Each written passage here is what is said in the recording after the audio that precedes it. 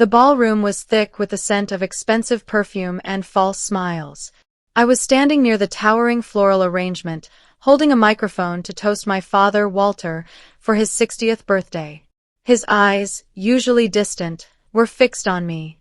I took a deep breath, ready to give the polite, expected speech. Just as I started, my mother, Vivian, moved like a striking viper. She snatched the microphone right out of my hand, her heavy diamond bracelet clinking against the metal. She didn't look at me, but spoke into the microphone, her voice carrying across the silent, watching crowd of wealthy investors and family friends. "You're not even family, Piper. You were Walter's mistake. Marcus is the real heir." The music stopped.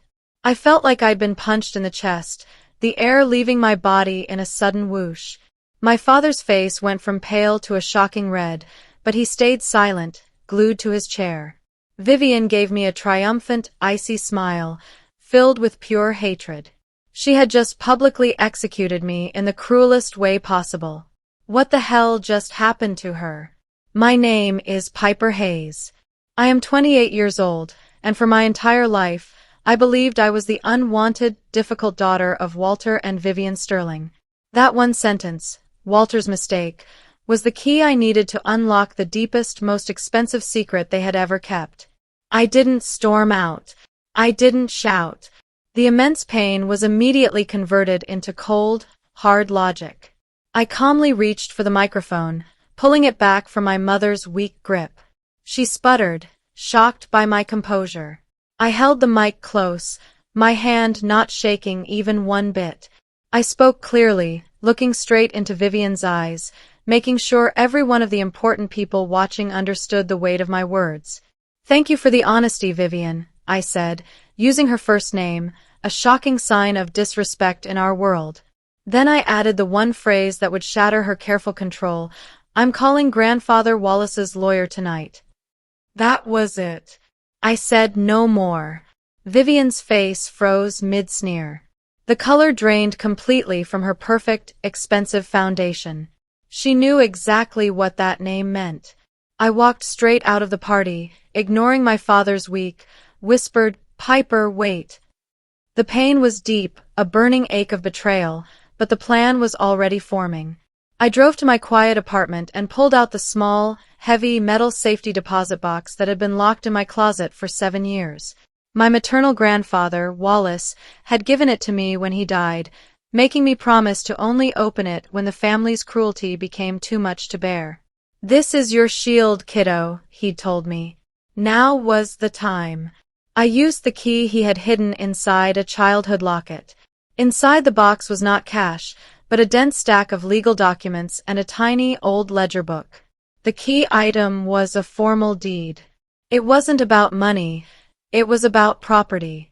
The deed showed that Grandfather Wallace, a brilliant engineer, had, years ago, quietly acquired and held the original manufacturing patent for a very specific, rare metal alloy. This metal alloy was the foundational element for every single major product made by my father's multi-million-dollar company, Apex Innovations. Without this patent, Apex Innovations was just an empty building. I, Piper Hayes, now owned the true intellectual heart of my father's empire. The second piece of documentation confirmed Vivian's vicious public statement. It was a private letter from Grandfather Wallace to his lawyer, detailing that I was the biological daughter of a man named Richard Hayes, Wallace's former business partner who Walter had ruthlessly cheated out of his share of Apex years ago. Vivian, already married to Walter, had a brief affair, resulting in me. She had used my true parentage as a blackmail tool against Walter for decades. The entire story, the shame, the coldness, the favoritism, was a lie built on this secret. I was not Walter's daughter, but the daughter of the man he destroyed, and I was now holding the legal weapon to destroy Walter in return. The next day, I had my first meeting with a corporate intellectual property lawyer named Mr. Stern. I showed him the patent deed and the history of Apex Innovations. Mr. Stern's eyes widened as he realized the magnitude of the situation. "Miss Hayes," he said, using my true biological name, "this patent, held by your grandfather's estate, is the legal foundation for every product Apex sells. If we issue a cease and desist for its use, Apex Innovations becomes worthless overnight. I instructed him, file no legal action yet. I need to know everything about the company's current financial vulnerabilities. I want to hit them where they are weakest. I will not be rash. I will be strategic. My brother, Marcus, called me that afternoon. He was always Mother's arrogant, spoiled favorite. Piper, you crazy psycho. What did you tell Mom? She's losing it. She says if you touch Wallace's money, she'll tell everyone you're unstable. His voice was shaking with fear, not concern. I smiled into the phone. Marcus, that's not what I'm interested in. I'm interested in the Apex books. How is your new department doing? I hear the cash flow is a little tight. He immediately got defensive and hung up. I knew this was my way in. Marcus was managing a new, costly division, and I suspected he was making huge, arrogant mistakes. I used my old business degree and my connections. I reached out to an old, trusted professor and explained I was auditing a major family investment. Through his network, I secured a temporary, highly confidential consulting contract with a firm that specialized in internal operational audits, and guess which company was their next client? Apex Innovations. I would walk straight back into their offices, not as the scorned daughter, but as a professional threat who knew exactly where to look. My first day at Apex was cinematic. I wore a sharp, severe suit and carried a precise clipboard. I walked past the desk of the receptionist who used to give me pitying looks. I went straight to Marcus's new, sprawling executive office. He nearly choked on his coffee when he saw me. "What are you doing here?" "Get out," he stammered. I showed him my official consultant badge. "I'm here to ensure operational efficiency, Marcus. Just think of me as a very expensive babysitter for the shareholders. I'll need all the divisional spending reports from the last quarter.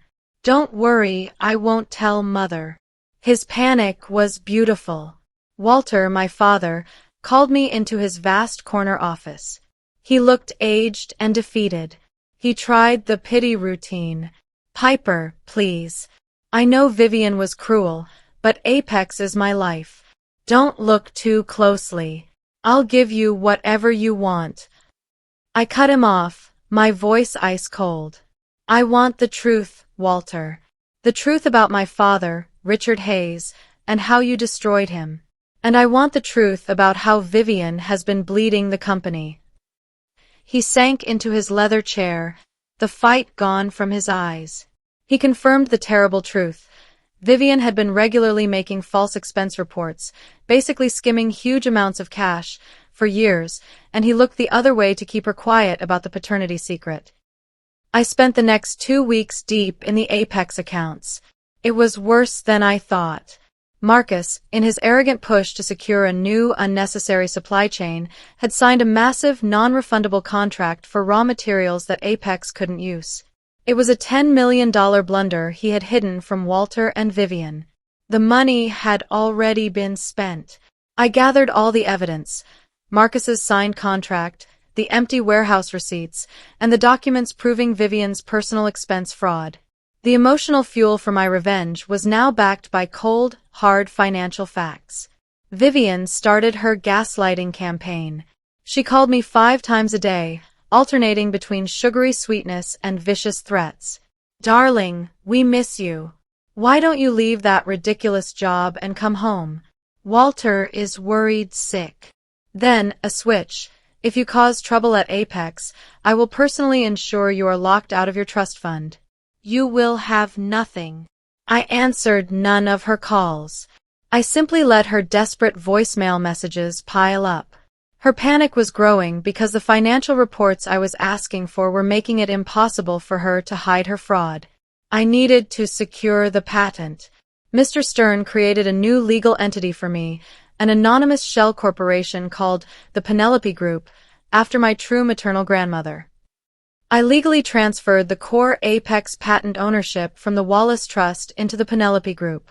The patent was now completely untraceable back to me through family ties. I was officially a silent, multi-millionaire corporate entity holding the entire Sterling family business hostage, and they had no idea. I set the stage for the public fall.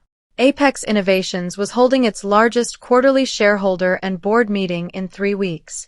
This meeting was critical because Walter was expected to announce a major expansion, and Marcus was expected to present his new division's success.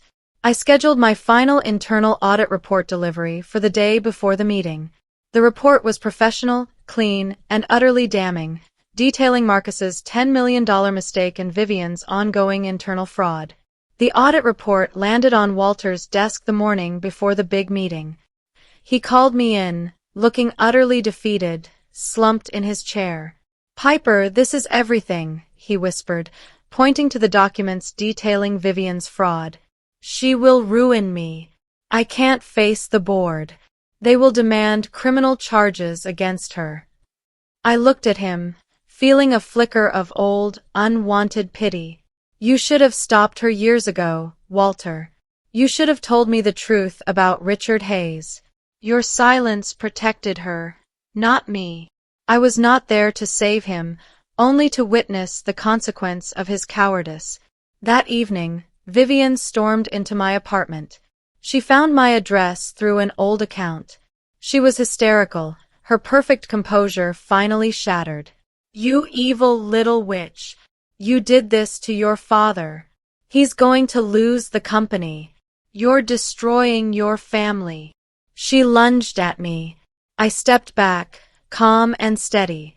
"I am not destroying my family, Vivian. I am cleaning up your mess. And I am not Walter's mistake. I am the daughter of the man he ruined. And tomorrow I will finish the job."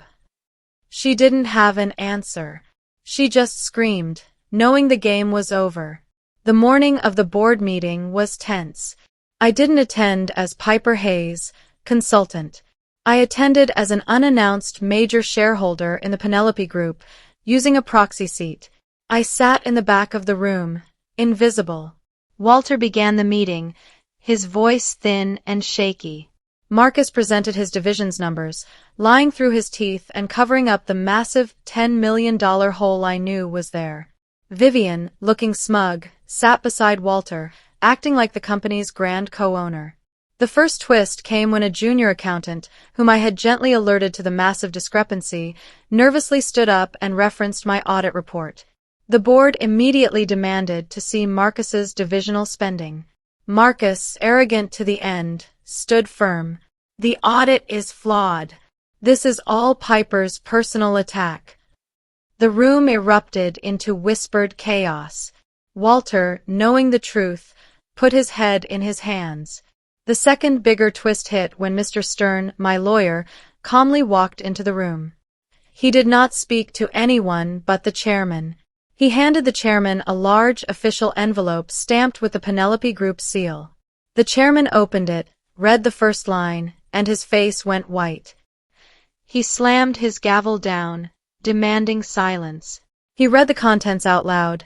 "This is a patent infringement and cease and desist order served by the Penelope Group against Apex Innovations for unauthorized and illegal use of patent #419B. The room became silent again, but this time it was a terrifying silence. Walter, who had been trying to salvage the situation, looked up at Mr. Stern, then at Vivian. "What patent?" he whispered. Mr. Stern pointed directly at the core product samples displayed on the table. "The original alloy patent, Mr. Sterling. The one your company was founded on. The Penelope Group holds the exclusive rights." Marcus screamed, "It's a fake. We own that." I stood up from my seat in the back. I walked slowly to the front, taking center stage. I met Vivian's terrified gaze first, then Marcus's raging one, then Walter's defeated eyes. "It's not a fake, Marcus," I said, my voice cutting through the tension. "The Penelope Group is owned by me, and the patent was originally owned by my grandfather Wallace, who acquired it years ago to protect his grandson, me." I handed the chairman the final document, the deed transferring ownership to me, Piper Hayes, daughter of Richard Hayes. I delivered my cutting truth to the board. For years, my mother, Vivian, used her secret about my true father to blackmail Walter into letting her commit fraud against this company. Walter's cowardice and my mother's greed, combined with Marcus's reckless spending, have bankrupted Apex, and now they've lost the right to their core technology. This company is over. Vivian was screaming, pure animalistic rage, as security rushed in to remove her and Marcus. They had lost everything they valued: status, wealth, and control, all because of their own arrogance. The fallout was immense. Apex Innovations was forced into bankruptcy and patent litigation, sinking Walter's reputation and his fortune completely. Vivian and Marcus were being investigated for corporate fraud and theft. Father called me again, sounding like a broken old man, begging for money. This was the final, devastating emotional twist. I had the power to save him, but I wouldn't. I paid him back for his years of silent neglect with cold, hard professionalism. I didn't give him cash. Instead, I had Mr. Stern arrange a clean, quiet settlement for Walter, enough to live comfortably, but not enough to regain his wealth or power. This was my last act of complicated moral duty. I did it not for him, but for the wronged memory of Richard Hayes. I was not petty. I was just. I refused all contact, knowing that any contact would just bring back the cycle of abuse and gaslighting. I stood in my new, bright office, overlooking the city skyline. The Penelope Group was thriving, using the valuable patent in a new, ethical venture. I legally dropped the Sterling name and became simply Piper Hayes. I looked at the old, simple picture of Grandfather Wallace on my desk. He hadn't just given me money, he had given me the power to write my own ending. The family that rejected me was gone, destroyed by their own toxic foundation. I was free, wealthy, and fundamentally happy. I traded a fake, cruel family for a life built entirely on my own undeniable worth. If you followed my story, you now understand one thing: respect is non-negotiable. My worth wasn't decided by my mother's cruel words at the party or by who they wanted to believe. My journey proves that silence and patience can be the strongest power you own. I used their own financial lies to take back the future they tried to steal. If you have ever been told you are not even family or treated like a mistake, please share this. Tell yourself, your calm intelligence doesn't make you weak. Your survival and your massive comeback make you extraordinary. Hit the notification bell for more stories about turning humiliation into triumph. Your worth was never a question. It was just waiting for you to prove them wrong. Share your story in the comments.